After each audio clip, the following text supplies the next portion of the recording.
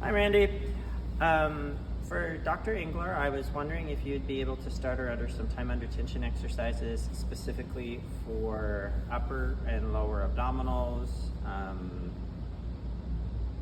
upper and lower obliques. So examples of such would be, I just think of these as Russian circles. So you have a speed. I like to set a timer because if you give people a number, they cheat the exercise with the idea that it's time under tension. I would suggest, well, for other people, you would have to make it shorter, like maybe 30 seconds one way and then a reversal.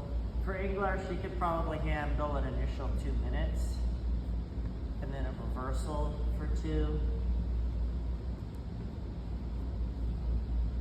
And then you have the legs moving in opposite directions. And then reversing it. Trying to be able to get that, the same idea. If you have like a declined bench, that would be fantastic.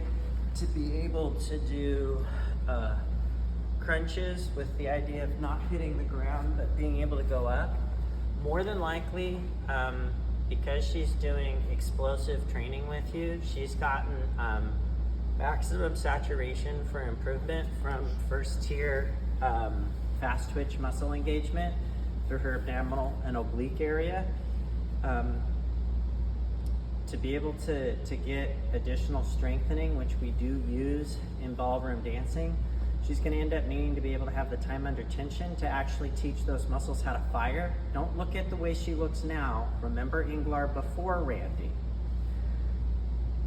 That Engler had never had secondary or tertiary muscle reinforcement and engagement through her obliques or her stomach. So those muscles aren't currently firing. Those exercises you're giving her are just giving her a really fast initial first twitch.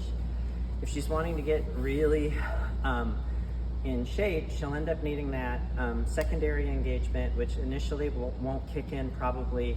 Normally that kicks in for somebody who's used to doing time under tension, that'll kick in 15 to 20 seconds. For somebody who hasn't gotten a secondary engagement, that's probably going to take anywhere from 30 seconds to a minute. The tertiary engagement may not happen until 1.5 minutes to 2 minutes. Eventually that'll happen at the 30 to 40 second mark. And that's why I'm thinking that will happen. One, we want to actually build the overall strength and reinforcement so that her long-term endurance, as she's doing things like her Cuban motion over extended period of time, continues to be able to give the control that comes from having the secondary and tertiary muscle engagement. The other thing is I imagine she's been happy about the fact that she's actually starting to change the shape of her body.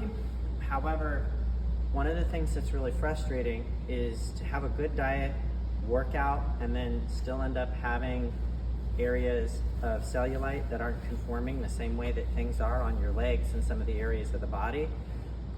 Latest studies currently show that the cellulite that we maintain through our obliques and our abdominal are actually tied to specific sets of cells.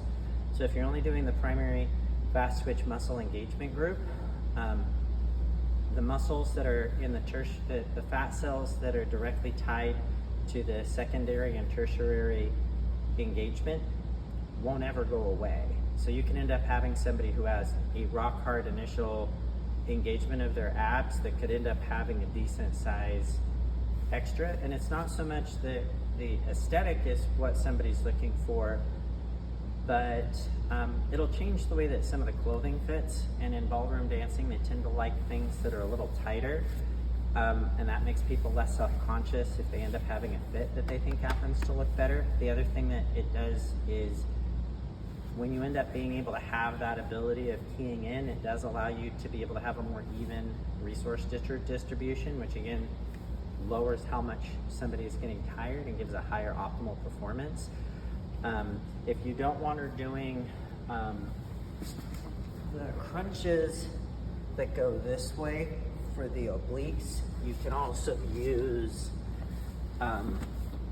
if you have the TRX bands, that's my favorite way to do this for time under tension, but having somebody permanently